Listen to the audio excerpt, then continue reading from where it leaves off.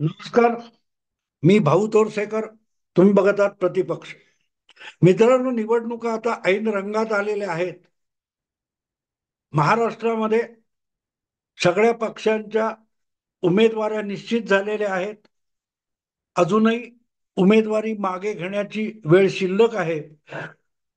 जेव्हा उमेदवारी मागे घेण्याचा दिवस संपेल, म्हणजे 4 नोव्हेंबर उजाडेल आणि मावळेल, त्यानंतरच चित्र स्पष्ट होईल की 288 मतदारसंघापैकी कुठल्या कुठल्या मतदारसंघात किती किती उमेदवार आहेत आणि कुठल्या कुठल्या पक्षाचे खरोखरच किती उमेदवार मैदानात उतरलेले आहेत.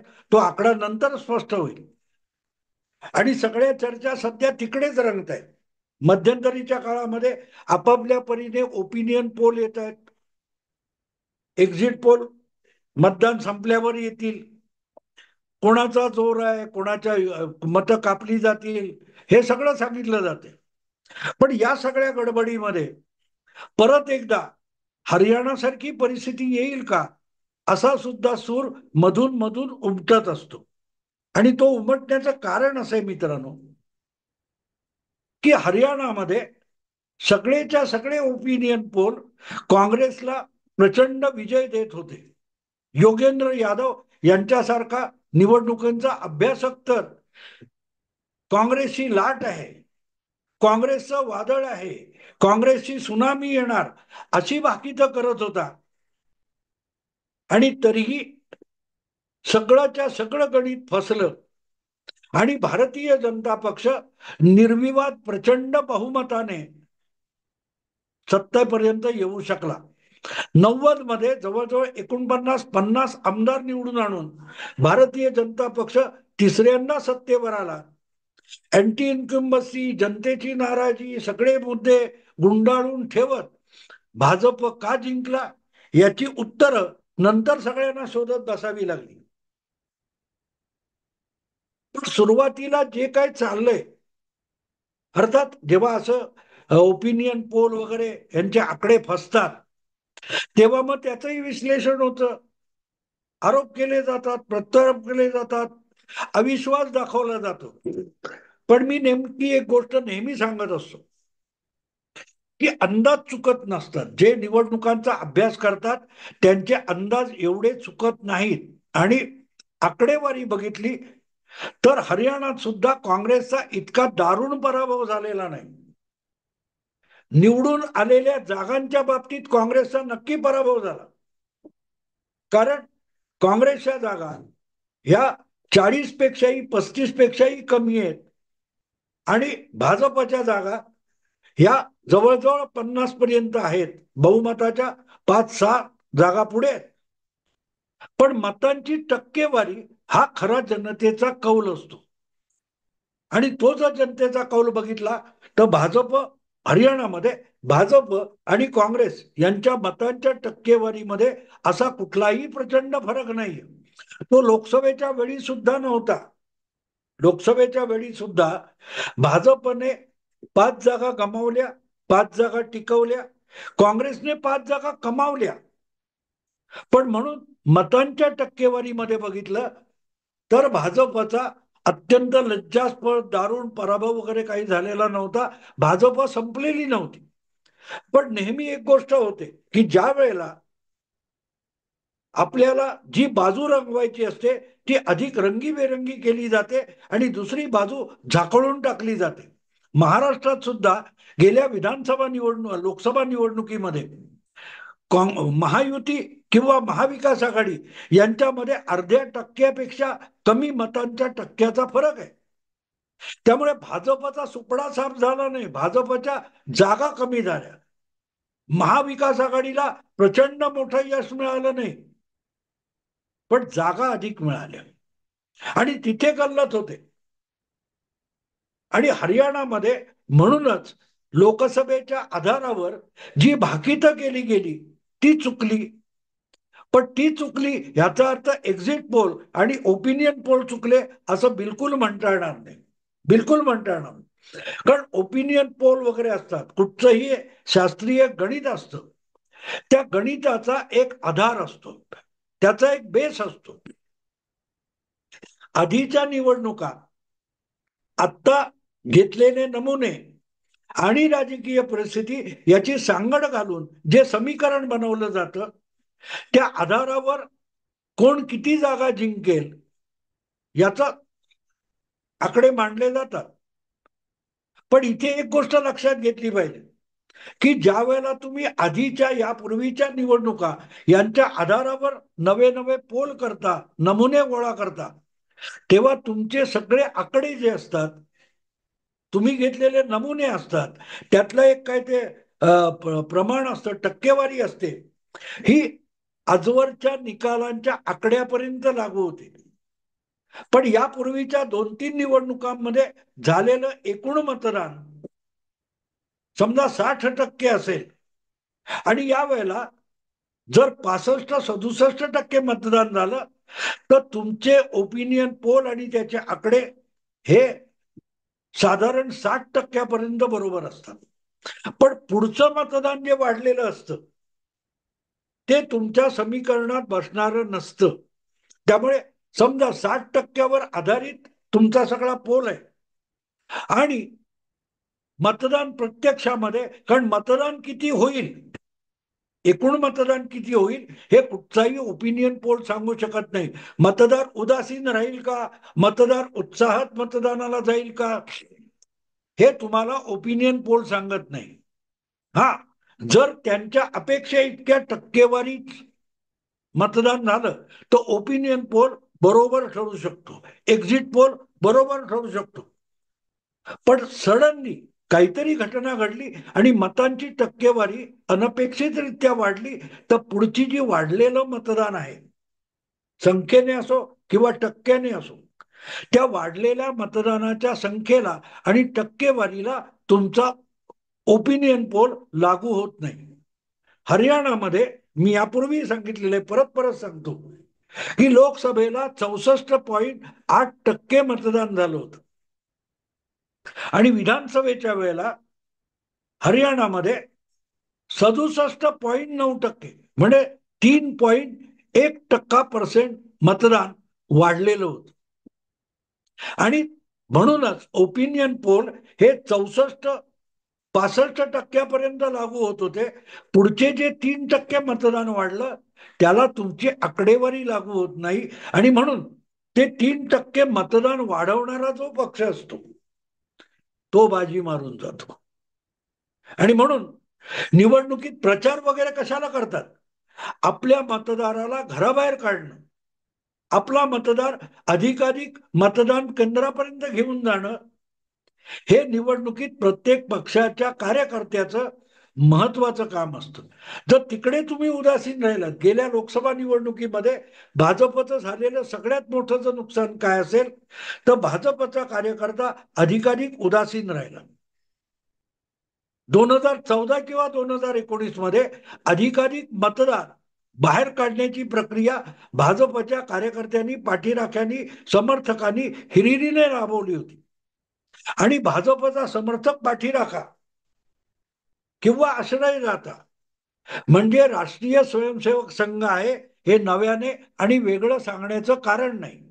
आणि म्हणूनच जेव्हा निकाल आले आणि आधीच्या 2 निवडणुकांमध्ये मिळवलेलं बहुमत भाजपने तिसऱ्या लोकसभा निवडणुकीत गमावल्यानंतर भाजपला RSSची नाराजी, राष्ट्रीय स्वयंसेवक संघाची नाराजी महागात पडली, हा चर्चेचा विषय झाला.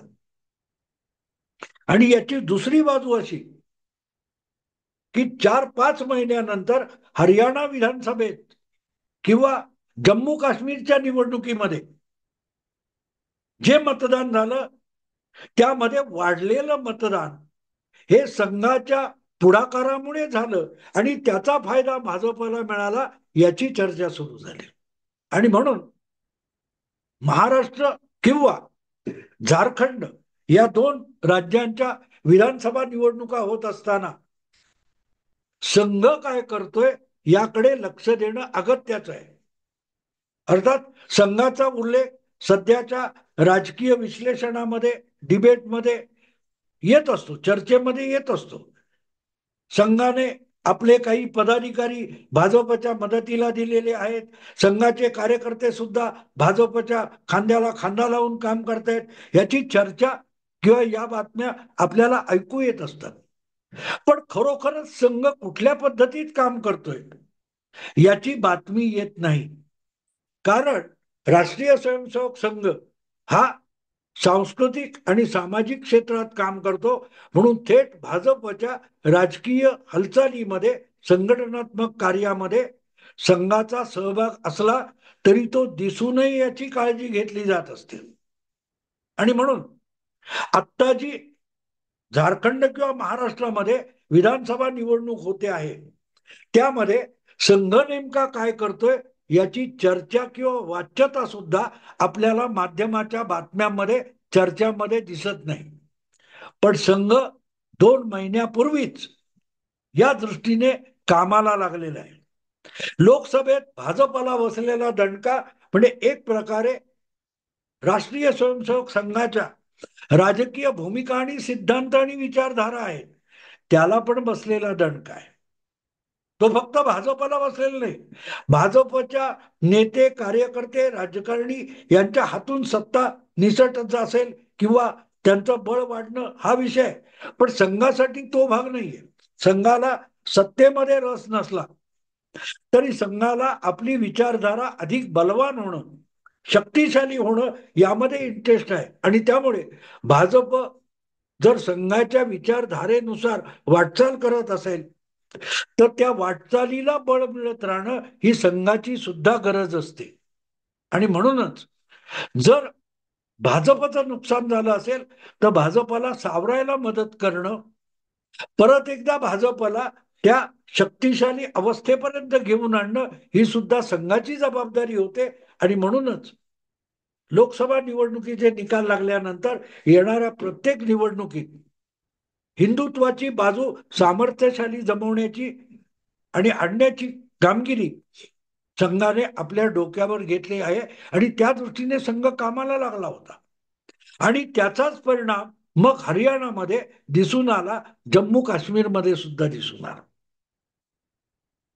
जम्मू हा हिंदू बहुल एरिया आहे आणि तिथे ज्या पद्धतीत भाजपला प्रचंड यश मिळालेलं आहे ते सूचक आहे, ते सूचक आहे.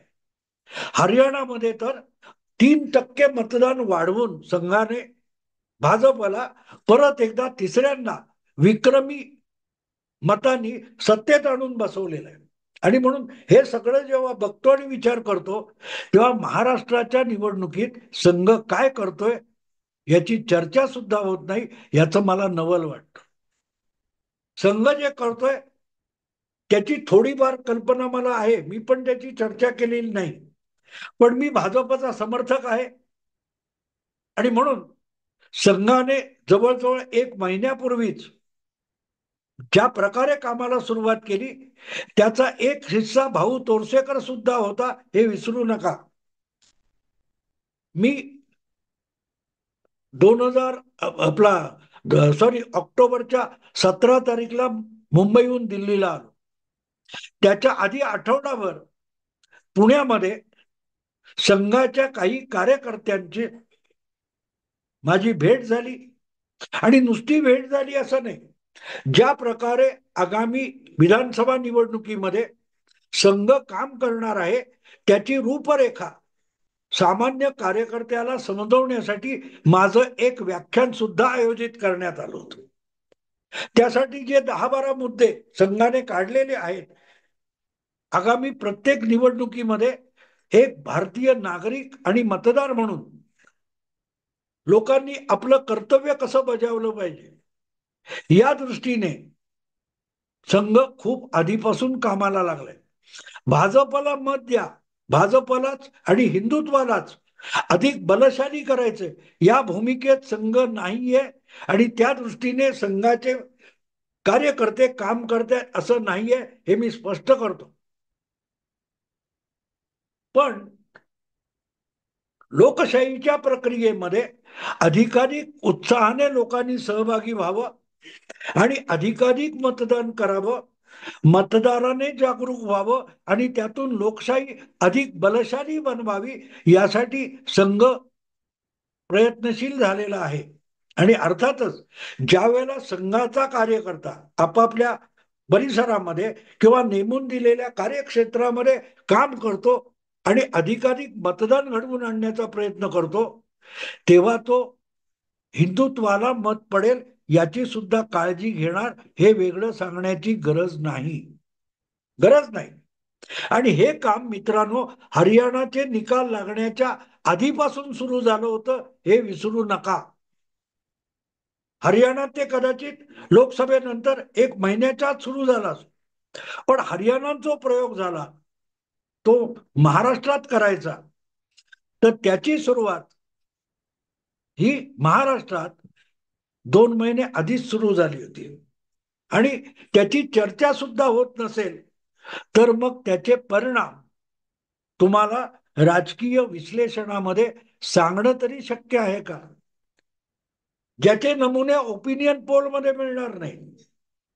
हे ओपिनियन पोल किंवा मतचाचण्या घेतल्या जातात, त्यासाठी आपली माणसं गाव गणना किंवा वेगवेगळ्या विभागाने पाठवली जातात. नमुन्यासाठी 25-40 हजार मतदारांना मत विचारलं जातं, प्रश्न विचारले जातात, फॉर्म भरले जातात, त्यातून ओपिनियन पोल तयार होत असतो. पण ओपिनियन पोल मध्ये असा प्रश्न कुठेही विचारला जाणार नाही की तुमच्या भागामध्ये राष्ट्रीय स्वयंसेवक संघाचे कार्यकर्ते किंवा पुरस्कर्ते प्रचारासाठी आले होते का, त्यांनी भाजपला मत द्या, हिंदुत्वाला मत द्या किंवा मतदानाला अधिकाधिक संख्येने बाहेर पडा यासाठी आग्रह धरून तुमच्याशी चर्चा केली आहे का, असा प्रश्न कुठच्याही ओपिनियन पोलमध्ये विचारला जात नाही. आणि त्यामुळेच निवडणुकांच्या प्रक्रियेमध्ये प्रत्यक्ष जनमानसामध्ये आणि जनतेच्या सोबत जाऊन संघ जे काम करतो त्याचा सुगावा सुद्धा ओपिनियन पोल, एक्झिट पोल मध्ये लागणं शक्य नाही. आणि त्यामुळेच संघाने प्रचार केलेला अधिकचा मतदार जर मतदानासाठी प्रत्यक्षात बाहेर पडला आणि मतांची टक्केवारी वाढली, तर त्याचा जो प्रभाव एकूण मतांच्या टक्केवारीवर आणि भाजपला किंवा हिंदुत्वाला मिळणाऱ्या मतांच्या टक्केवारीवर कसा होऊ शकतो, याचं विश्लेषण कुठच्याही ओपिनियन पोलमध्ये, एक्झिट पोलमध्ये किंवा राजकीय विवादामध्ये, डिबेटमध्ये तुम्हाला त्याचं प्रतिबिंब सापडणार नाही. आणि हा भाग सगळ्यात मोठा असतो. आणि म्हणून मग होतं काय, ज्या दिवशी मतमोजणी होते साधारणतः 10-12 तासामध्ये विधानसभा किंवा लोकसभा निवडणूक यांच्या निकालाचं चित्र स्पष्ट होतं. आणि त्याच्यात मग भाजपचं पारडं जड झालेलं दिसलं की मग राजकीय बातमीदार जे असतात ते आपापले अनुभव सांगायला लागतात. आणि हा भाजपचा विजय दिसत असला तरी संघाने त्यासाठी आधीपासून कंबर कशी कसली होते. गावागावामध्ये, वस्त्यांमध्ये, मोहल्ल्यामध्ये, कॉलनीमध्ये, गल्लीमध्ये संघाचे प्रचारक आणि कार्यकर्ते कसे घरोघर फिरत होते आणि एकेका मतदाराशी संवाद साधत होते, हे निकालानंतर सांगितलं जातं. तुम्हाला आठवत असेल तर बघा, किंवा नसेल तर मुद्दाम युट्यूबवर जाऊन एक मी सांगतोय तो संदर्भ शोधा.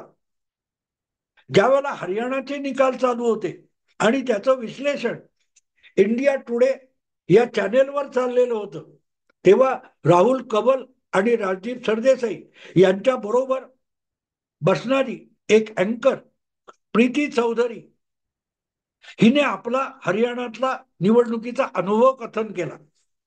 ती म्हणाली, मी हरियाणामध्ये निवडणुकीच्या दरम्यान फिरत होते, वेगवेगळ्या पक्षांचा प्रचार बघत होते, तेव्हा हरियाणाच्या अनेक गावांमध्ये संघाचे 150 ते 200, 100, 150, 200 कार्यकर्ते हे एकेका मतदारसंघासाठी भाजपपासून वेगळे होऊन स्वतः प्रचार करत फिरत होते. एकेका घरामध्ये, एकेका गावामध्ये, एकेका चावडीवर जाऊन मतदाराशी, गावकऱ्यांची चर्चा करत होते, मतदानाविषयी बोलत होते, भाजपविषयी, हिंदुत्वाविषयी बोलत होते, राष्ट्रीय आणि सामाजिक समस्यांविषयी बोलत होते.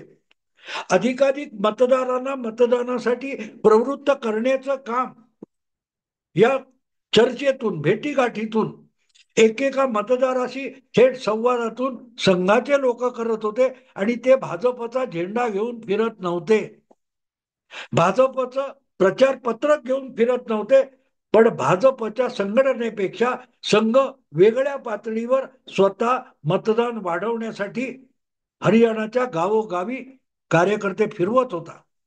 हेच काम महाराष्ट्रात 2 महिन्यापूर्वी सुरू झालंय, झारखंडमध्ये सुद्धा सुरू झालेलं आहे. साहजिकच मित्रांनो, याचा परिणाम 23 नोव्हेंबरला महाराष्ट्राची आणि झारखंडची मतमोजणी होईल तेव्हा नक्की दिसणार आहे, नक्की दिसणार आहे. कारण जर 2 महिन्यापासून जे काम संघाने, संघ स्वयंसेवकांनी आणि संघटनात्मक पातळीवर भाजपपेक्षा, महायुतीपेक्षा अलिप्त राहून संघाने सुरू केलंय, त्याच्या परिणामी मतदान वाढलं, तर महाराष्ट्रातले विधानसभेचे निकाल, झारखंड मधले विधानसभेचे निकाल लोकसभेपेक्षा चक्रावून टाकणारे असतील. आणि तेव्हा मग विश्लेषण करणारे सगळेच्या सगळे संपादक, पत्रकार, चॅनेलवाले, त्यात भाग घेणारे विश्लेषक एकच वाक्य उच्चारतील: संघम शरणम गच्छामी. भाजप संघाला शरण गेला. आणि विश्लेषकांना सुद्धा संघाच्या या प्रयत्नांची चर्चा करून संघाला एक प्रकारे शरण जावं लागेल. निकाल भाजपला जिंकून नेणारे असतील तर विश्लेषकांना सुद्धा, ओपिनियन पोलवाल्यांना सुद्धा, राजकीय पक्षांना सुद्धा संघाला शरण जावं लागेल, संघाच्या प्रयत्नशीलतेला शरण जावं लागेल. म्हणूनच मी ते शीर्षक दिलंय: संघम शरणम गच्छामी. मित्रांनो, विषय आवडला, लाईक करा, शेअर करा आणि प्रतिपक्षला सबस्क्राईब करा.